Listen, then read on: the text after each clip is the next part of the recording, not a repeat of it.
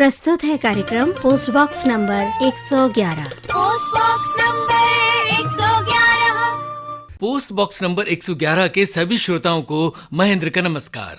साथियों, आप जानते हैं कि पोस्ट बॉक्स नंबर 111 माननीय प्रधानमंत्री जी द्वारा मन की बात में छुए गए कुछ प्रमुख बिंदुओं का विस्तार है। कार्यक्रम को आगे बढ़ाने से पहले सुनते हैं माननीय प्रधानमंत्री जी द्वारा 27 अक्टूबर की मन की बात में हम सबसे साझा किए गए ये विचार। मेरे प्यारे देशवासियों, मैं आपको एक ऑडियो सुनाता हूँ।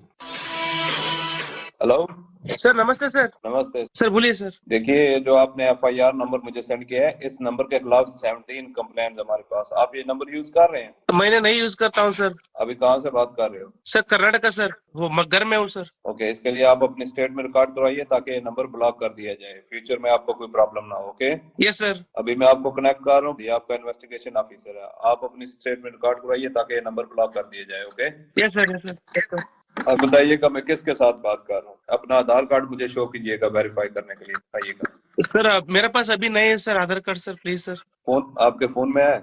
नहीं सर। फोन में आधार कार्ड की पिक्चर नहीं है आपके पास? नहीं है सर। नंबर याद है आपको? सर नहीं है सर, नंबर भी याद नहीं है सर। हमने सिर्फ वेरीफाई करना है। ओके, वेरीफाई करने के लिए नहीं सर। आप डरिए ना, डरिए ना। अगर आपने कुछ नहीं किया तो आप डरिए ना। हाँ सर, हाँ सर। अगर आपके पास आधार कार्ड है तो मुझे दिखा दीजिए वेरीफाई करने के लिए। नहीं सर, नहीं सर, मैं गाँव को आया था सर, घर में है सर। Okay, coming. जय हिंद। इस व्यक्ति की वन साइड वीडियो का रिकॉर्ड करो as per the protocol. Okay, ये ऑडियो सिर्फ जानकारी के लिए नहीं, ये कोई मनोरंजन वाला ऑडियो नहीं है। एक गहरी चिंता को लेकर के ऑडियो आया है। आपने अभी जो बातचीत सुनी वो डिजिटल अरेस्ट के फरेब की है। ये बातचीत एक पीड़ित और फ्रॉड करने वाले के बीच हुई है। डिजिटल अरेस्ट के फ्रॉड में फोन करने वाले कभी पुलिस, कभी सीबीआई, कभी नारकोटिक्स, कभी आरबीआई, ऐसे भांति भांति के लेबल लगाकर बनावटी अधिकारी बनकर बात करते हैं और बड़े कॉन्फिडेंस के साथ करते हैं। मुझे मन की बात के बहुत से श्रोताओं ने कहा कि इसकी चर्चा जरूर करनी चाहिए। आइए मैं आपको बताता हूं ये फ्रॉड करने वाली गैंग काम कैसे करती है, ये खतरनाक खेल क्या है। आपको भी समझना बहुत जरूरी है, औरों को भी समझाना उतना ही आवश्यक है। पहला दाव आपकी व्यक्तिगत जानकारी, वो सब जुटा करके रखते हैं। आप पिछले महीने गोवा गए थे, है ना? आपकी बेटी दिल्ली में पढ़ती है ना? वे आपके बारे में इतनी जानकारी जुटा कर रखते हैं कि आप दंग रह जाएंगे। दूसरा दाव, भय का माहौल पैदा करो। वर्दी, सरकारी दफ्तर का सेटअप, कानूनी धाराएं, वो आपको इतना डरा देंगे फोन पर बातों बातों में आप सोच भी नहीं पाएंगे। और फिर उनका तीसरा दाव शुरू होता है। तीसरा दाव, समय का दबाव, अभी फैसला करना होगा वरना आपको गिरफ्तार करना पड़ेगा। ये लोग पीड़ित पर इतना मनोवैज्ञानिक दबाव बना देते हैं कि वो सहम जाता है। डिजिटल अरेस्ट के शिकार होने वालों में हर वर्ग, हर उम्र के लोग हैं। लोगों ने डर की वजह से अपनी मेहनत से कमाए हुए लाखों रुपए गंवा दिए हैं। कभी भी आपको इस तरह का कोई कॉल आए तो आपको डरना नहीं है। आपको पता होना चाहिए कोई भी जांच एजेंसी फोन कॉल या वीडियो कॉल पर इस तरह पूछताछ कभी भी नहीं करती। मैं आपको डिजिटल सुरक्षा के 3 चरण बताता हूं। ये 3 चरण है: रुको, सोचो, एक्शन लो। कॉल आते ही रुको, घबराए नहीं, शांत रहे, जल्दबाजी में कोई कदम न उठाएं, किसी को अपनी व्यक्तिगत जानकारी न दें। संभव हो तो स्क्रीनशॉट लें और रिकॉर्डिंग जरूर करें। इसके बाद आता है दूसरा चरण। पहला चरण था रुको, दूसरा चरण है सोचो। कोई भी सरकारी एजेंसी फोन पर ऐसे धमकी नहीं देती, न ही वीडियो कॉल पर पूछताछ करती है, न ही ऐसे पैसा की मांग करती है। अगर डर लगे तो समझिए कुछ गड़बड़ है। और पहला चरण, दूसरा चरण और अब मैं कहता हूं तीसरा चरण। पहले चरण में मैंने कहा रुको, दूसरे चरण में मैंने कहा सोचो, और तीसरा चरण कहता हूं एक्शन लो। राष्ट्रीय साइबर हेल्पलाइन 1930 डायल करें, cybercrime.gov.in पर रिपोर्ट करें, परिवार और पुलिस को सूचित करें, सबूत सुरक्षित रखें।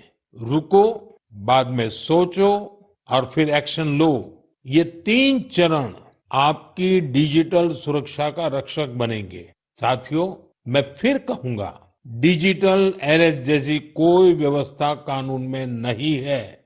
ये सिर्फ फ्रॉड है, फरेब है, झूठ है, बदमाशों का गिरोह है, और जो लोग ऐसा कर रहे हैं वो समाज के दुश्मन है। डिजिटल अरेस्ट के नाम पर जो फरेब चल रहा है, उससे निपटने के लिए तमाम जांच एजेंसियां राज्य सरकारों के साथ मिलकर काम कर रही है।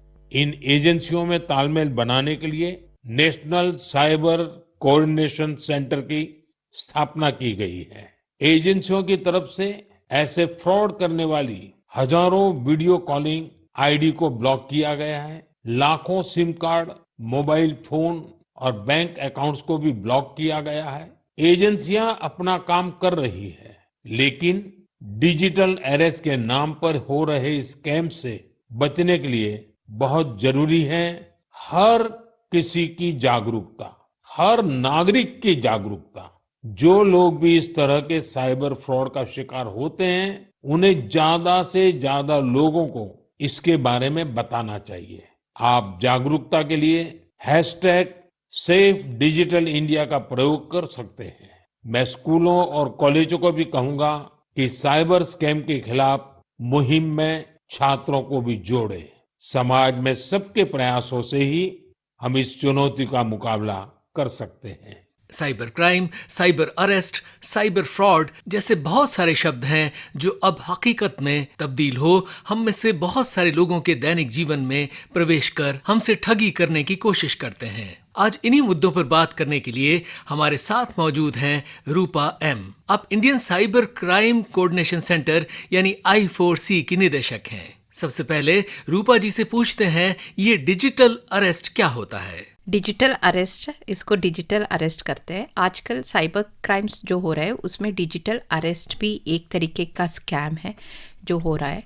इसमें क्या होता है कि साइबर अपराधियों जो है वो लोगों को कांटेक्ट करते हैं, उनको बताते हैं कि आपके अगेंस्ट कुछ कंप्लेंट है या FIR दर्ज हुआ है, जैसे आपने मनी लॉन्ड्रिंग में इन्वॉल्व है और आपके नाम पे पार्सल्स गया हुआ है जिसमें ड्रग्स था, कि आप किसी केस में इन्वॉल्व है। तो ऐसे उनको बताते हैं और उनको डराते हैं और कहते हैं कि आपके अगेंस्ट कंप्लेंट आया हुआ है या FIR रजिस्टर हुआ है, तो आपको फर्दर इसके ऊपर आपको चाहिए तो हमारे टीम के साथ आपको कांटेक्ट करना है थ्रू वीडियो कॉल करके। नॉर्मली ये जो कॉल आता है लॉ इन्फोर्समेंट ऑफिसर्स को इम्पर्सोनेट करके कॉल किया जाता है। In the name of CBI होगा, ED होगा, NIA हो सकता है, देन NCB हो सकता है, जैसे कस्टम्स अथॉरिटी है उनके नाम पे होता है, इनकम टैक्स अधिकारी उनके नाम पे होता है, और रेगुलेटर्स जो होते हैं जैसे RBI हो सकता है, SEBI हो सकता है, ट्रे हो सकता है, उनके नाम पे भी एक कॉल करके उनको बताते हैं कि आपके अगेंस्ट कुछ कंप्लेंट्स है, FIR दर्ज हुआ है, किसी मामले में आप इन्वॉल्व है, तो इसीलिए आपको हम इन्वेस्टिगेट करना चाहते हैं, आप हमसे कांटेक्ट में आइए एंड उनको वीडियो कॉल में आने के लिए प्रेरित करते हैं। जैसे वीडियो कॉल स्काइप के थ्रू भी हो सकता है, व्हाट्सएप के थ्रू भी हो सकता है। कॉल करने के बाद उनको कहते हैं कि आप इस क्राइम में इन्वॉल्व है, इसीलिए आपको डिजिटली अरेस्ट किया जाता है। तो आप अभी कहीं नहीं जा सकते हैं, आप हमारे कस्टडी में हैं, हमारे सामने ही रहना है। जब तक हम कहते हैं, हम जो कहते हैं पूछते हैं, आप उसको आंसर देना है, तब तक आप हमारे कस्टडी में करके उनको बिठाते हैं। जी, ये जो कॉल करते हैं तो क्या ये रिकॉर्डेड कॉल्स होते हैं या लाइव होते हैं? ये लाइव कॉल्स होता है। तो लाइव कॉल होता है, उनको पूरा सेटअप किया जाता है। जैसे पुलिस स्टेशन में जो एनवायरनमेंट होता है, जो इंट्रोगेशन रूम होता है, वैसे पूरा सेटअप बना के रखते हैं वो लोग। वो यूनिफॉर्म भी लगाते हैं, दिल्ली पुलिस का हो सकता है या मुंबई पुलिस का हो सकता है, ऐसे यूनिफॉर्म लगाते हैं, उसका लोगो होता है। बेसिकली लोगों को ट्रस्ट क्रिएट करना चाहते हैं कि ये जेन्युइन लॉ इन्फोर्समेंट एजेंसी के थ्रू कॉल आया हुआ है, तो वो ट्रस्ट बिल्डअप करने के लिए पूरा सेटअप करके रखते हैं। जब विक्टिम वो देखता है वीडियो कॉल में, उनको लगता है कि एक्चुअल एक पुलिस स्टेशन से कॉल आ रहा है या लॉ इन्फोर्समेंट एजेंसी कॉल कर रहा है। उसके बाद इनका उद्देश्य क्या होता है? आपसे पैसा एक्सेप्ट करना, और अगर ये पैसा लेते हैं तो किस तरीके से लेते हैं? इनका मेन उद्देश्य है पैसा एक्सटॉर्ट करना ही है। उनको डरा के उनसे पैसे लिया जाता है। नॉर्मली क्या होता है, लोगों को लगता है कि पुलिस से कॉल हो गया, डर लगा रहता है, उनको पुलिस स्टेशन बुलाएंगे, नहीं जाना होता है उनको। सडनली वो सेटअप वगैरह देखे उनको लगता है कि हाँ पुलिस स्टेशन से आया हुआ है, तो वो डर जाते हैं। उस डर को यूज़ करके फ्रॉस्टर कहता है कि आपको अभी इस केस से बचना है, या आपको बेल मिलना है इस केस में, या आपको इस केस से बाहर आना है आपको, या आपको पैसा बचाना है, तो आप जिन जिन अकाउंट्स में आपको पैसा है तो वो एक पर्टिकुलर अकाउंट हम दे देंगे, उसमें आप डाल दीजिए, वापस वो अमाउंट आपको हम वापस देंगे। ऐसे बोल के उनसे पैसा लिया जाता है और लोग वो उसको ट्रस्ट करके बिलीव करके वो पैसे उनको ट्रांसफ़र कर देते, इधर इन फियर और इग्नोरेंस उनका। जी, यानी ये जो भी डिजिटल क्राइम, साइबर क्राइम्स होते हैं, इनका मुख्य उद्देश्य जो भी पीड़ित है उससे पैसा लेना होता है। हाँ हाँ।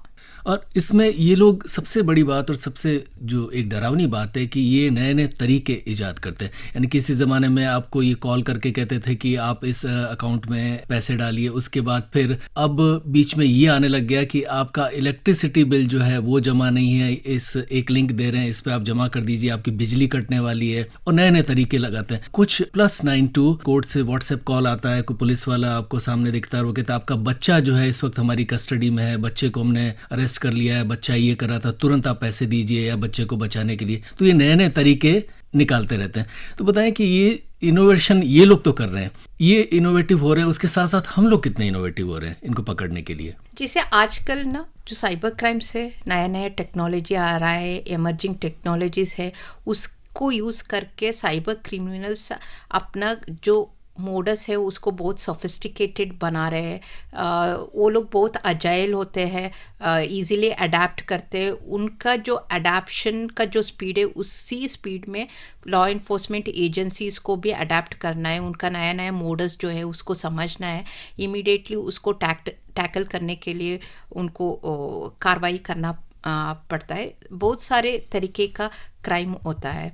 जैसे साइबर क्राइम में आजकल स्टॉक मार्केट स्कैम होता है, इन्वेस्टमेंट स्कैम्स होता है, पार्ट टाइम जॉब के उनसे स्कैम कराया जाता है। जैसे डेटिंग ऐप्स के थ्रू स्कैम्स कराया जाता है। आप डेटिंग ऐप में एनरोल हो जाते हैं, उसके बाद आपको कॉन्फिडेंस में लेके इन्वेस्टमेंट करने के लिए बताते हैं, आप इन्वेस्टमेंट करके यू विल लूज मनी। जैसे सेक्सटॉर्शन एक मोडस है, डिजिटल अरेस्ट भी एक मोडस है। ऐसे देखा जाए तो लॉ में डिजिटल अरेस्ट करके कहीं भी नहीं है, तो लोगों को वो पता नहीं है, वो समझ नहीं है। इसीलिए जो साइबर क्रिमिनल जब कहता है कि आपका डिजिटल अरेस्ट हो गया है, वो सडनली फियर में आ जाता है, उसका सोचने का सोच बंद हो जाता है।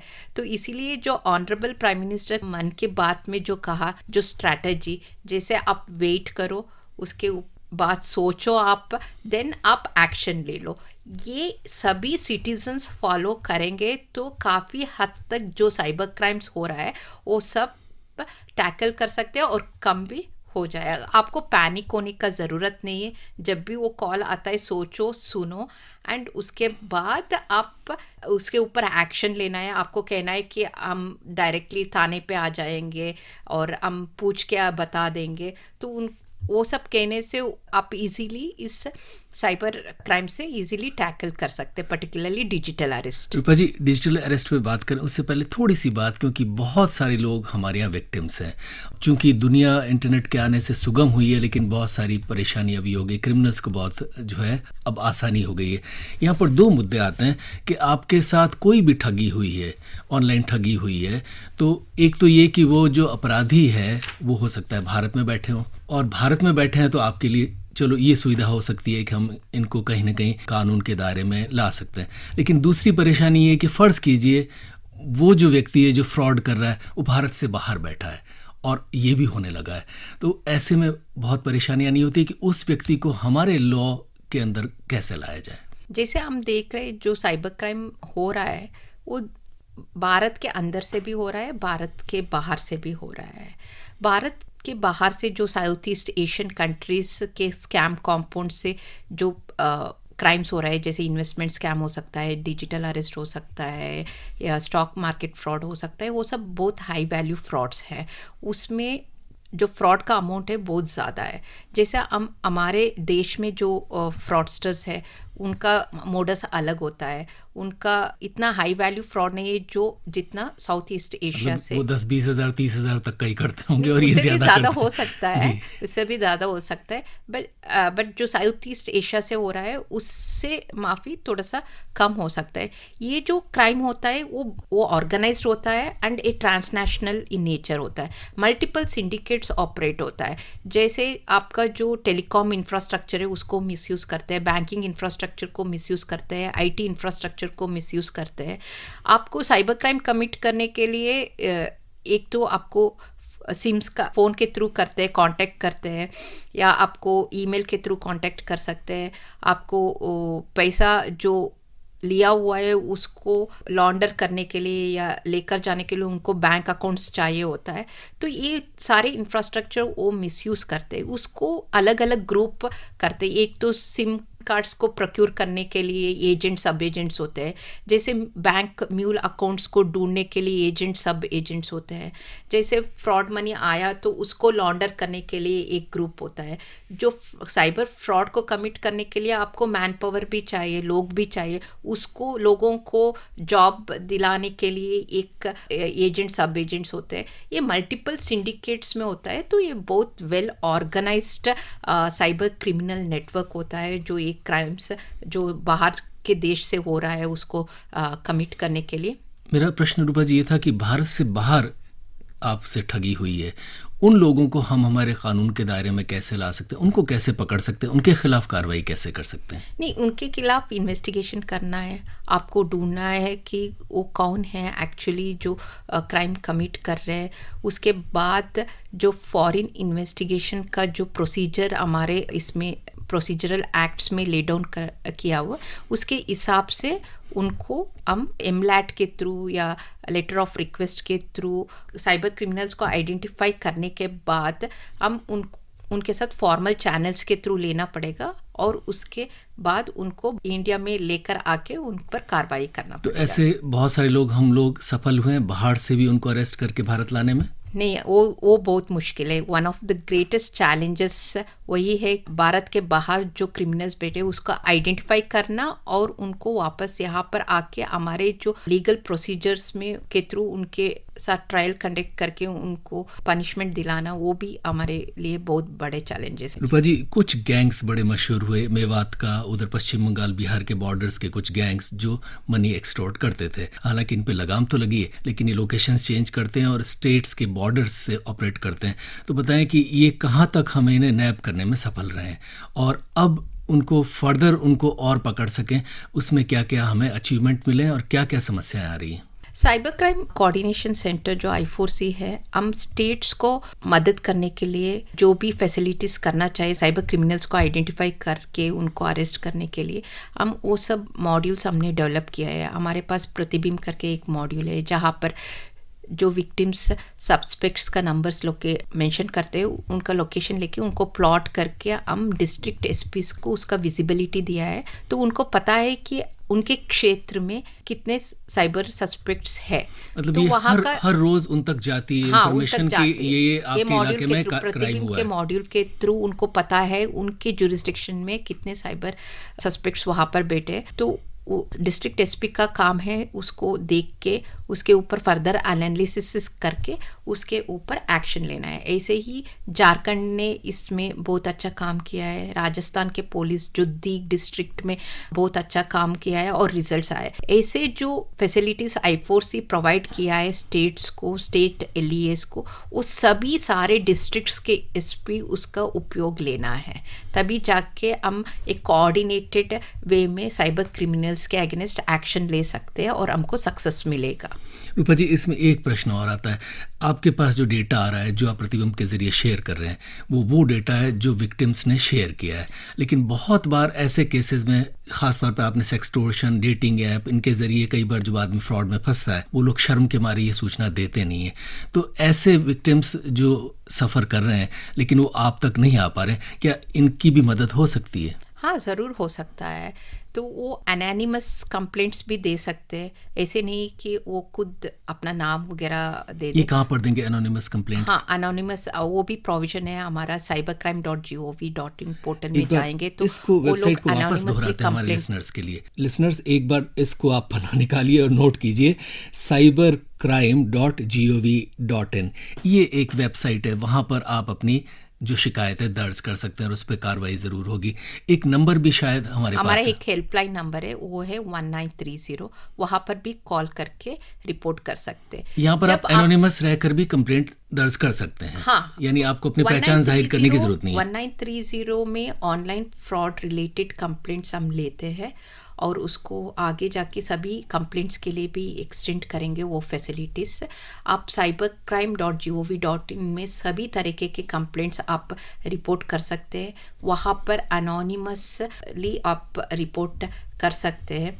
जैसे फाइनेंशियल फ्रॉड जब होता है, आपको पैसे आपका चला जाता है, तो उसके बाद जब हम पैसे को रोकते हैं तो वापस आपको कांटेक्ट भी करते हैं, तो उसके लिए आपका सर्टेन इंफॉर्मेशन चाहिए होगा, हमको वो मिल जाएगा तो ठीक है, अदरवाइज आपको अनोनिमसली भी कंप्लेंट कर सकते हैं। साइबर क्राइम में इम्पॉर्टेंट है प्रिवेंशन इज की। इतना सारा साइबर क्राइम हो रहा है, सबके ऊपर एक्शन लेना बहुत मुश्किल है, तो लोगों को जागरूक तो होना बहुत ज़रूरी है, तो विजिलेंट होना बहुत ज़रूरी है, उनको अवेयर होना बहुत ज़रूरी है कि साइबर क्राइम कैसे किया जाता है। तो फॉर एग्जांपल मेरे साथ ही दिन में 3-4 बार कॉल्स आता है, साइबर क्रिमिनल्स किसी तरीके से आपके साथ साइबर क्राइम करना चाहता है, तो हमको पता है कि ये साइबर क्राइम का है, बट वहाँ पर एक नंबर आ रहा है, आपको एक लिंक आ रहा है कि ईमेल आईडी वो लोग दे रहे हैं, आपको आपके साथ क्राइम नहीं हुआ बट आपको उसको रिपोर्ट करना है,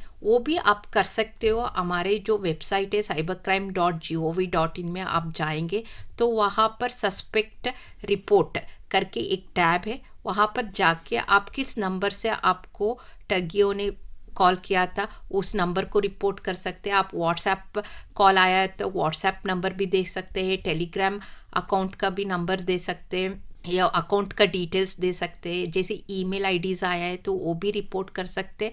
ये सब साइबर क्राइम प्रिवेंशन में हमको काफ़ी सारे मदद करता है। जो भी आपके साथ क्राइम होने तक इंतज़ार नहीं करना है, आपको भी दूसरे सिटीजन्स को मदद करना है, इसके लिए आपको सस्पेक्ट रिपोर्ट में जाके आप जो भी आइडेंटिफायर से जिसके थ्रू क्राइम कमिट करना चाहते हैं तो वो आप रिपोर्ट करें। रूपा जी, यहाँ 2 प्रश्न है। एक प्रश्न तो ये कि दुर्भाग्य से साइबर क्राइम और ख़ासतौर पर ठगी के क्राइम महिलाओं के साथ ज़्यादा होते हैं, क्योंकि इन लोगों को पता है कि महिला इतनी ज़्यादा टेक्निकली अवेयर नहीं है, तो उनसे बच्चों के नाम पर घबरा जाएंगी, या आपके खिलाफ कोर्ट में आजकल एक चला है कि आपके खिलाफ कोर्ट में केस आया है, आपको कल आना है और ये लिंक है इस पर, इसको खोलिए। एक तो महिलाओं के से ज़्यादा विक्टिम बनाना उनको शायद इजी रहता है। दूसरा ये कि ये उस वक्त कॉल करते हैं जब आदमी शायद काम पे बिजी हो, यानी बहुत ज़्यादा एनर्जी नहीं हो, तो ये समय ऐसा चुनते हैं जब आदमी के पास रिस्पांस का टाइम बहुत कम होता है। दूसरा प्रश्न ये कि ये लोग इन्फॉर्मेशन कैसे लेते हैं कि ये महिला है या ये व्यक्ति हो सकता है इस वक्त काम पर हो, और तभी आपको ये कॉल करके आपसे ठगी करते हैं। यानी आपके बारे में कुछ सूचना ये पहले से शायद जुटा लेते हैं। ये कैसे जुटाते हैं, और वो सूचना जुटाएं, क्या हम उस प्रोसेस को भी पकड़ सकते हैं? ये क्या होता है, हमने देखा है काफ़ी सारे ऑर्गेनाइजेशन का डेटा ब्रीच होता है। जब डेटा ब्रीच होता है वहाँ से वो लोग डेटा लेके साइबर थ्रेट एक्टर्स जो होता है वो डार्क वेब में और ओपन सोर्स में उसको सेल करते हैं। साइबर क्रिमिनल्स उन डेटा को लेके उस डेटा को यूज़ करते हैं, ये एक तरीका है। दूसरा तरीका है, हम सब किसी ना किसी सोशल मीडिया प्लेटफॉर्म में होते हैं, तो वहाँ पर काफ़ी सारे इंफॉर्मेशन, पर्सनल डिटेल्स वहाँ पर करते हैं। हमने जो देखा है, ये साइबर क्रिमिनल्स को जब ट्रेनिंग दिया जाता है, उनको बताता है, उनका खुद का सोशल मीडिया अकाउंट्स ओपन कराते हैं, उसके थ्रू वो लोग ढूंढते हैं कि कौन कौन किस तरीके के प्रोफाइल्स के लोग हैं। जैसे हाई प्रोफाइल्स जो ऑफिसर्स हो सकते हैं उनको टारगेट करना, वीमेन सीनियर सिटीजन्स को टारगेट करना।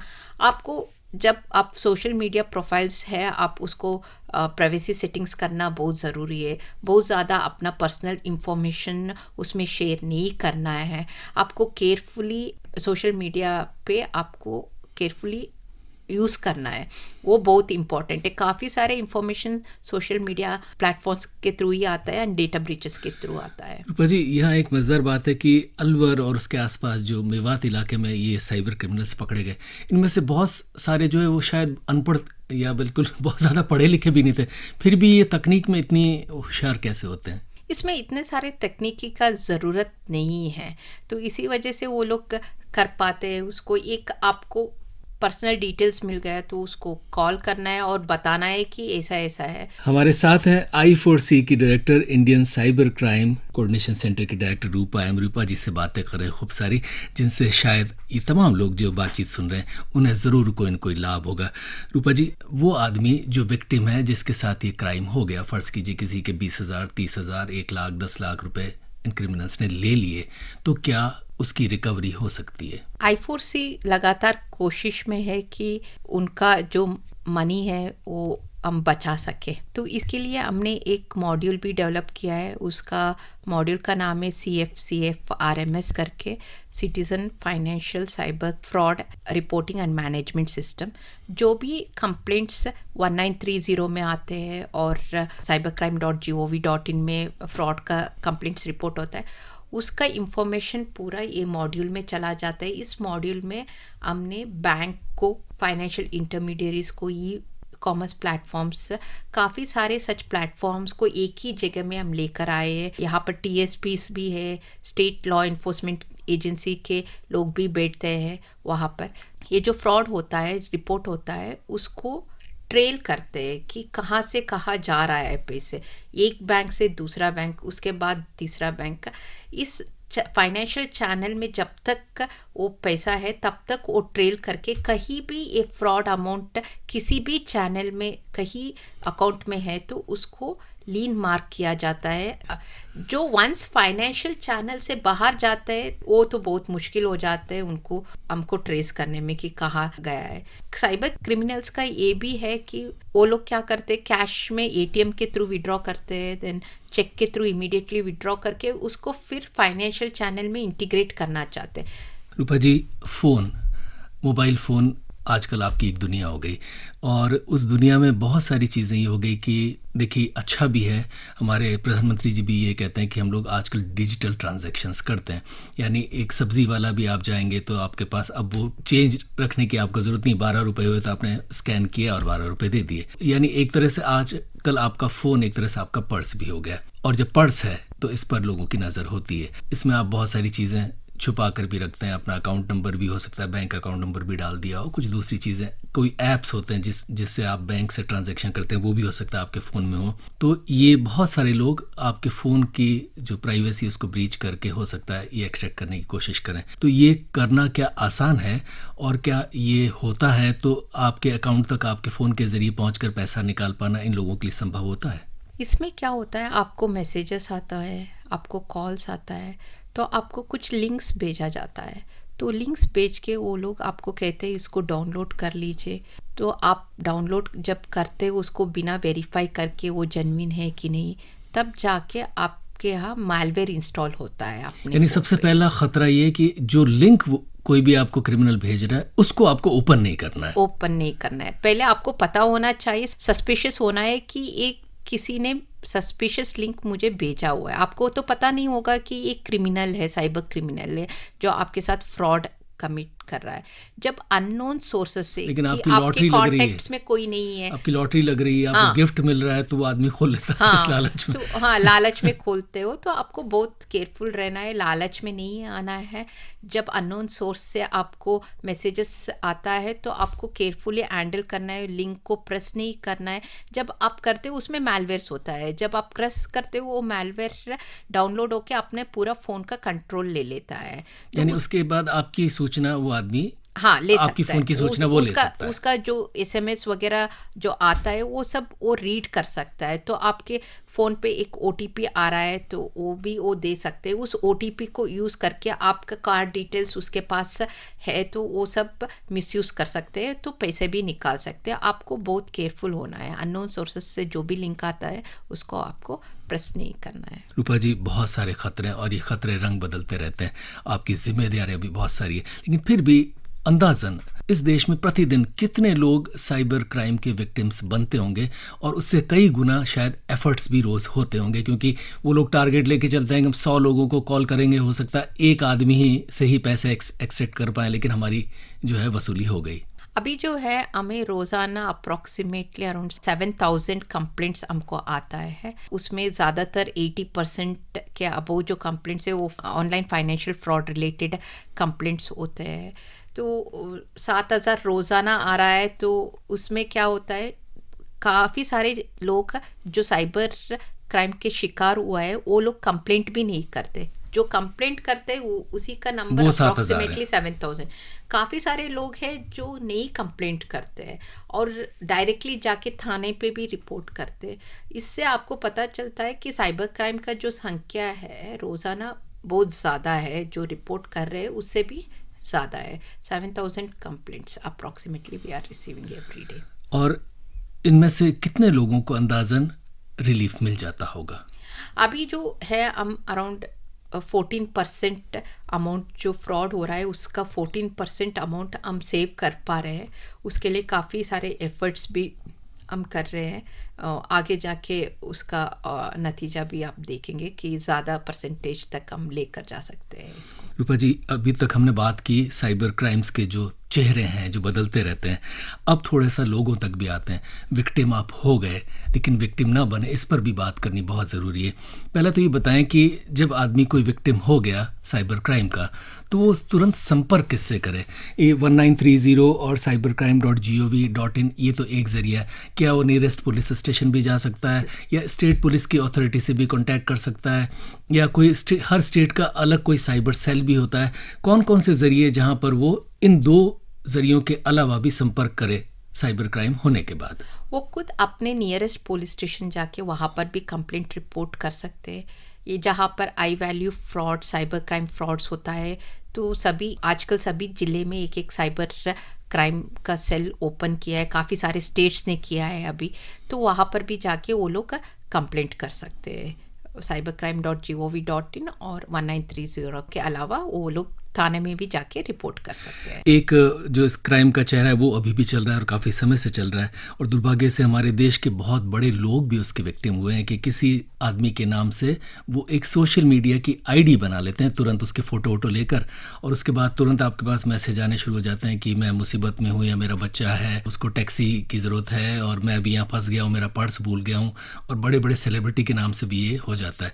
तो आईडी बनाकर उसके बाद तुरंत आपसे पैसे मांगने शुरू हो जाते हैं, और जब तक आपको पता चले तब तक काफ़ी देरी हो जाती है। ऐसे में आदमी क्या करे?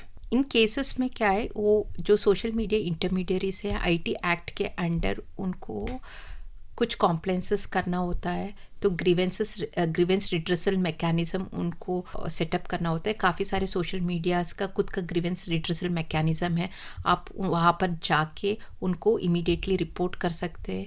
आप हमारे I4C वेबसाइट में भी रिपोर्ट कर सकते हैं, हम उनको तुरंत एक्शन ले सकते हैं। जैसे हमारे खुद के वेबसाइट में हमने लिंक भी दिया है, जैसे ग्रीवेंसेस सोशल मीडिया इंटरमीडियरीज को ग्रीवेंसेस रेज करना है, उसका फ़ोन नंबर क्या है, ईमेल आईडीज़ क्या है, वो सब हमारे वेबसाइट में भी हमने दिया है। सिटीजन्स वहाँ पर जाके इमीडिएटली उनको पता चल जाएगा किस ईमेल आईडी में रिपोर्ट करना है। फेसबुक है तो कौन सा ईमेल आईडी में रिपोर्ट करना है, और एक्स है तो कौन सा में ईमेल आईडी में रिपोर्ट करना है, वो सब डिटेल्स हमने दिया हुआ है। आप जाके इमीडिएटली वहाँ पर ग्रीवेंस रेज कर सकते हैं, उसका मैकेनिज्म है, उसके हिसाब से वो लोग उसको डील करते हैं। अदरवाइज आप हमारा जो फैसिलिटी है cybercrime.gov.in में, उसमें भी रिपोर्ट कर सकते हैं। जी, अब आते हैं प्रिवेंशन पर।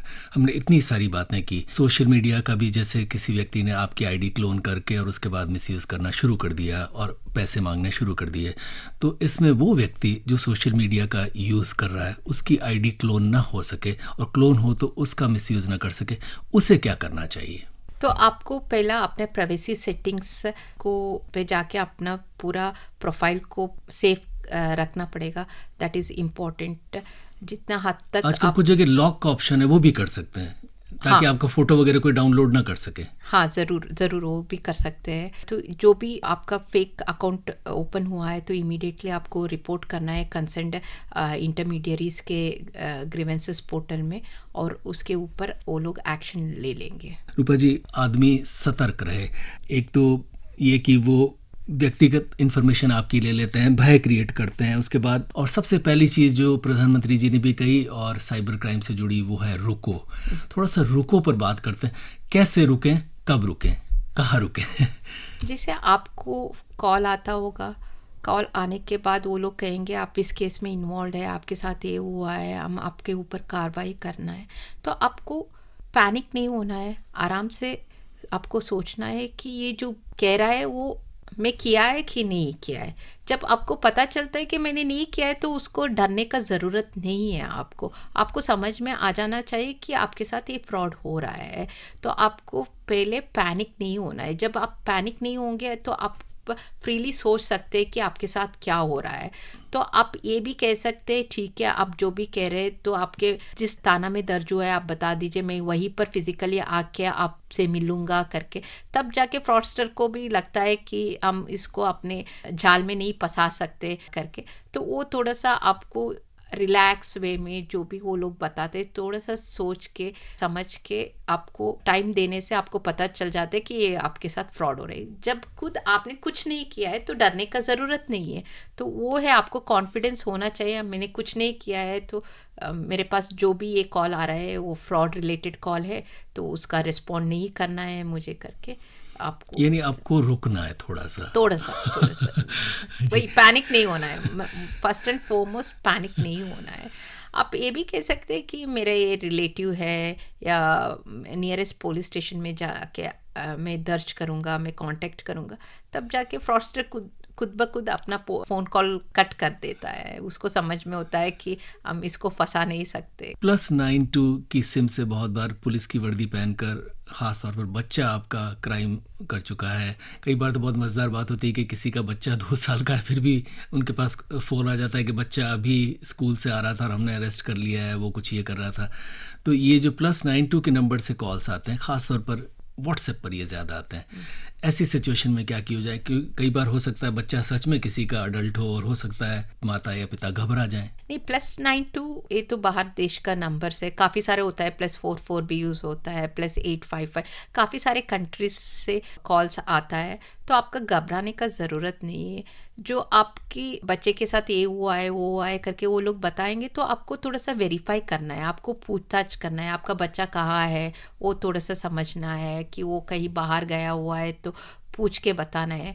तो वो थोड़ा सा समझ आप में होना चाहिए, फियर नहीं होना है, पैनिक नहीं होना है। आपको इमीडिएटली वेरीफाई करना बहुत ज़रूरी है। वो लोग जो कह रहा है वो सच है कि नहीं सच है, वो आपको वेरीफाई करना है। काफ़ी सारे इंस्टेंसेस में ऐसे होता है कि फ्रॉडस्टर आप उसको खुद पता नहीं कि आप कौन हो, आप क्या कर रहे हो, आपके बच्चे कितने हैं। वो जस्ट एक कॉल दे के ट्राई करना चाहते हैं। कभी वो जो स्टोरी वो बना के रखा है वो सच हो सकता है, आपके साथ थोड़ा सा लाइफ के साथ मैच हो सकते हैं। वो कहता है कि आपका बेटा है तो वो यहाँ पर गया है, आपके बेटे हो सकता है। कभी कभी ऐसे भी इंस्टेंसेस है, लोगों को पता चलता है उनका बेटा भी नहीं होता है, कॉल आता है कि आपका बेटा कहीं हो, तो उनको पता चलता है कि इजीली फ्रॉड हो रहा है। तो वो एक स्टोरी बना के रखता है, उस स्टोरी को ही वो सब जगह ट्राई करते हैं। 100 कॉल्स करके वो स्टोरी बता देगा तो एक या दो उसमें के साथ वो थोड़ा सा उसी स्टोरी लाइन पे उनका लाइफ हो सकता है, तो वो जाल में फंस जाता है। तो वो थोड़ा सा उनको केयरफुल रहना है, वेरीफाई करना है, दैट इज इम्पोर्टेंट। जो स्टोरी वो बता रहा है वो सच है कि नहीं, थोड़ा सा वेरीफाई करना है, वेरीफाई करके डिसीजन लेना है। रुको जी, अब आते हैं सोचों पर। तो हम रुक तो गए, उसके बाद क्या सोचें? वही सोचना है, वो ये दोनों साइमल्टेनियसली चलता है। रोकने के बाद आपको टाइम मिल जाएगा, आराम से आप सोच सकते हो कि क्या वो कह रहा है वो सही है या गलत है। एक्चुअली जो मेरे बच्चे के साथ हो रहा है वो अभी मेरे बच्चा कहाँ पर है, क्या है, वो थोड़ा सा वेरीफाई करने के लिए आपको टाइम मिलता है जब आप वेट करते हो। तो वही इम्पोर्टेंट है आपको सोचने के लिए। यानी उन्होंने साइबर अरेस्ट आपको कर लिया है, लेकिन अब आप थोड़ा सा रुकें और उसके बाद सोचें जरूर। हाँ, सोचे जरूर कि मैं वो जो हो कह रहा है सकता वो हूँ सच है कि नहीं सच है। वो कह रहा है कि आपने एक से काम किया है, तो आपको समझना कि मैंने ऐसे काम किया है कि नहीं किया है। जब आपको पता चलता है कि मैंने ऐसे काम नहीं किया है तो डरने का ज़रूरत नहीं है। तो वही उसको बोलना है कि उसको सीधा सीधा बोलना है, मुझे पता है कि आप मेरे साथ फ्रॉड कर रहे हो, तो मैं आपका जो स्टोरी है उसको बिलीव नहीं कर रही। जो भी करना है, आप कंप्लेंट हो जाएगा तो मैं देख लूँगा, मैं थाना में ही आके आपको रिपोर्ट कर लूँगा करके कहने से वो लोग अलर्ट हो जाते हैं, उनको पता चलता है हम इनको बेवकूफ़ नहीं बना सकते। रूपा जी, यहाँ कुछ ऐसा हो सकता है कि जो साइबर क्राइम आपके साथ कर रहा है, जो आपको साइबर अरेस्ट कर रहा है, उसको हम थोड़ी देर एंगेज रखें और उसके बाद किसी एजेंसी को सूचना दें, तो ऐसे में शायद उसको ट्रेस करना ईजी नहीं रहेगा। और क्या ये संभव है? जो मन की बात में ऑनरेबल प्राइम मिनिस्टर में भी ये कहा था कि आप रिकॉर्ड कर सकते हो। जब आपका डिजिटल अरेस्ट हो रहा है तो आप कोशिश कर लीजिए उसको रिकॉर्ड करने के लिए। आपको पता है कि डिजिटल अरेस्ट हो रहा है, व्हाट्सएप पे कॉल रिकॉर्ड नहीं होता, ये परेशानी है। हाँ, वो थोड़ा सा फीचर लेकर आना पड़ेगा। जैसे स्काइप आईडी वगैरह में आपको कॉल आ रहा है तो आप रिकॉर्ड कर सकते हो उसको, या दूसरा फ़ोन से आप रिकॉर्ड कर सकते हो। खुद आपके कॉल में रिकॉर्ड नहीं कर सकते, आप दूसरा फ़ोन वगैरह यूज़ करके आप रिकॉर्ड कर सकते हो। तो वो आप कोशिश कर लीजिए, आप रिकॉर्ड करके उसके बाद आप अपने नियरेस्ट पुलिस स्टेशन में उसको रिपोर्ट कर सकते हैं कि ऐसे ऐसे आपके साथ हुआ है करके। एक्शन लो। ये एक्शन जो साइबर क्राइम आपके साथ हो रहा है, साइबर अरेस्ट कोई आदमी आपको कर रहा है, तो उसमें हम क्या एक्शन लें? दो चीज़ें। एक संभावना तो ये कि हम लोग सच में सतर्क हो गए कि उसको फ्रॉडस्टर को हमने सक्सेस नहीं होने दिया, यानी हम विक्टिम नहीं बने, लेकिन हो सकता है विक्टिम बन गए। दोनों सिचुएशन में हम क्या एक्शंस लें? आप विक्टिम नहीं बने तो भी आप मैंने जो कहा कि cybercrime.gov.in में आप जाएंगे तो सस्पेक्ट रिपोर्ट का एक कॉलम ज़रूर है। बताना चाहिए। हाँ, तो आप ज़रूर बताना चाहिए कि आपके किस नंबर से कॉल हुआ, तो वो कॉल को रिपोर्ट कर सकते हैं। आप किस में, आपका स्काइप आईडी के थ्रू आपको कॉल आया है, दूसरा प्लेटफॉर्म के कुछ आईडी से आपको वीडियो कॉल किया हुआ है, तो वो आप शेयर कर सकते हो, क्योंकि हमको आप शेयर करेंगे तो उसके ऊपर एक्शन लेने के लिए हम मदद हो जाता है। हम I4C में जो सस्पेक्ट फ़ोन नंबर्स रिकॉर्ड होता है उनके ऊपर कार्रवाई करते हैं, उनको ब्लॉकिंग कराते हैं। जो बाकी सारे आइडेंटिफायर्स है उसको भी देख के हम उसको ब्लॉक करा सकते हैं, सो दैट वो जो आइडेंटिफायर्स है वो दूसरे लोगों को, वो क्रिमिनल को अवेलेबल नहीं हो फर्दर फ्रॉड कमिट करने के लिए। इसीलिए आपका एक रिस्पॉन्सिबिलिटी भी बनता है एज ए सिटीज़न। आपके साथ साइबर क्राइम नहीं हुआ है फिर भी आप उसको रिपोर्ट करें सस्पेक्ट डेटा में। जब आपका के साथ साइबर क्राइम हो गया, आपने मनी डिपॉजिट किया है, तो आपको रियलाइज़ हो जाता है कि आपके साथ साइबर क्राइम हुआ है, आपने फ्रॉडस्टर को मनी दे दिया, तो इमीडिएटली जाके आप 1930 में हेल्पलाइन में कॉल कीजिए और इमीडिएटली उसके ऊपर कार्रवाई किया जाता है। काफ़ी सारे टाइम में क्या होता है, हमने देखा है कि आपके साथ फ्रॉड होता है वो कंटिन्यूसली होता रहता है। जब तक आपको रियलाइज़ होता है कि फ्रॉड हो गया, 15 दिन भी हो चुका होगा या 1 महीना हो चुका होगा। पर्टिकुलरली ये वाला जो टाइम लैप्स है वो इन्वेस्टमेंट स्कैम्स जो होता है, स्टॉक मार्केट फ्रॉड के स्कैम में होता है, डेटिंग एप्स रिलेटेड स्कैम होता है। ऑल इन्वेस्टमेंट रिलेटेड स्कैम्स में आपको जब रियलाइज़ होता है काफ़ी सारे दिन हो चुके होंगे, तो वो तब तक आपका जो भी फाइनेंशियल चैनल में आपने जो भी पैसे डाला हुआ है वो सब निकल जाता है। इमीडिएटली जब आप रिपोर्ट करेंगे देयर आर ग्रेटर चांसेस कि आपका जो पैसा है वो हम बचा सकते हैं। रूपा जी, आपने बहुत महत्वपूर्ण बात की कि जो ठगी के शिकार हुए हैं वो तो सूचना दे रहे हैं, लेकिन बाकी लोग जिनके साथ ठगी का असफल प्रयास किया गया वो सोचते हैं हम बच गए, लेकिन उसकी सूचना नहीं देते। यानी उनको भी सूचना ज़रूर दी जानी चाहिए ताकि दूसरे लोगों के साथ ये ना हो सके। हाँ, ज़रूर देना चाहिए उनको, तो दूसरे सिटीजन्स को भी मदद मिल जाते। वो एक रिस्पॉन्सिबिलिटी है सभी सिटीजन्स का कि हमको ये रिपोर्ट करना है।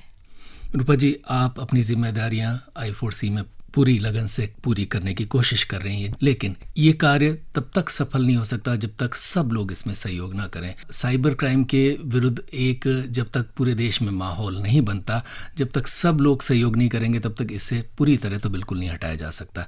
बताएं कि आम नागरिकों से क्या क्या आप उम्मीदें करेंगी, आम नागरिकों से क्या क्या अनुरोध करेंगी ताकि इस देश से साइबर क्राइम, साइबर अरेस्ट जिसका एक नया तरीका है, वो गायब हो सके। आम नागरिकों से मेरा ये है कि वो लोग अवेयर होना बहुत ज़रूरी है साइबर क्राइम्स के बारे में। किस तरीके के साइबर क्राइम हो रहा है उसकी जानकारी होना बहुत ज़रूरी है। उसके लिए मैं सजेस्ट करूँगी कि हमारा I4C का साइबर दोस्त हैंडल से सभी सारे सोशल मीडिया में हमारा हैंडल है साइबर दोस्त हैंडल, उसको आप डाउनलोड कर लीजिए। चैनल्स साइबर दोस्त चैनल्स को डाउनलोड करके उसको फॉलो कर लीजिए। हम टाइम टू टाइम साइबर दोस्त एक ऐप है। साइबर दोस्त ऐप अभी आया नहीं है, वो आएगा, बट हमारे इंस्टाग्राम में अकाउंट है, व्हाट्सएप चैनल है, टेलीग्राम में चैनल है, बाकी सारे जो सोशल मीडिया प्लेटफॉर्म में उसमें हमारा साइबर दोस्त हैंडल है। ये साइबर दोस्त क्या मदद करेगा? वहाँ पर हम जो साइबर क्राइम का जो मोडस ऑपरेंडी है उसके बारे में हम वीडियोस बना के सिटीजन्स को अवेयर करने के लिए उसमें पोस्ट डालते रहते हैं। तो आप साइबर दोस्त में वो पोस्ट दे सकते किस तरीके के साइबर क्राइम हो रहा है, आपको कैसे विजिलेंट होना है, वो सब हम वहाँ पर बताते हैं, तो आपको जानकारी मिल जाएगा उससे।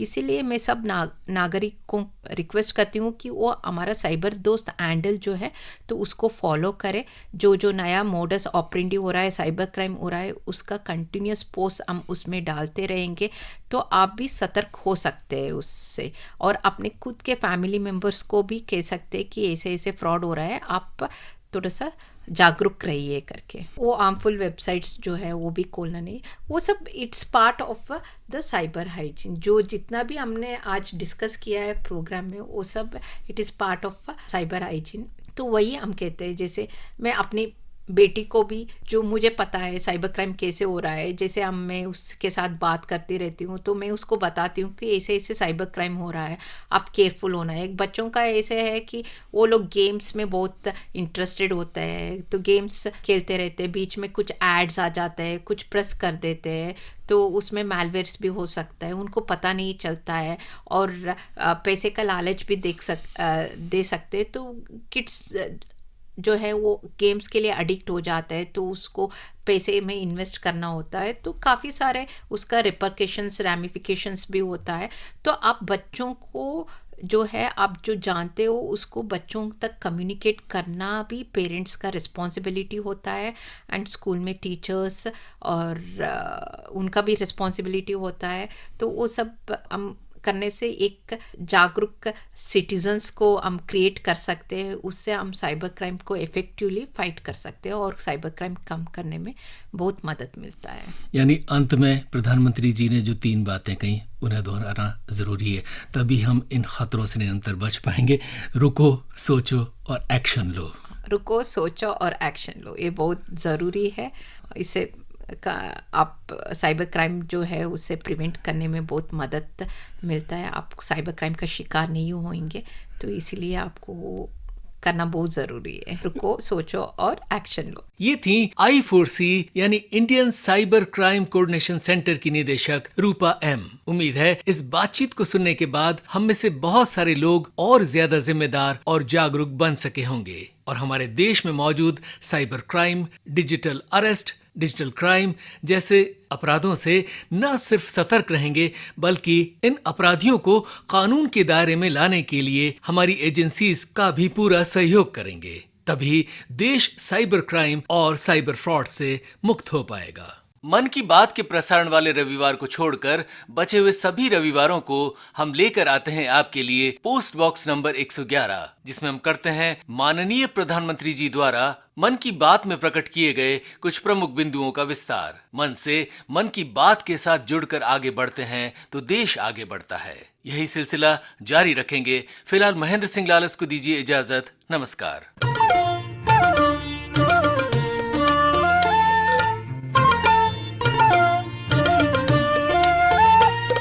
अभी आप सुन रहे थे कार्यक्रम post box number 111। Post box number 111। इस कार्यक्रम के प्रस्तुतकर्ता थे महेंद्र सिंह लालस।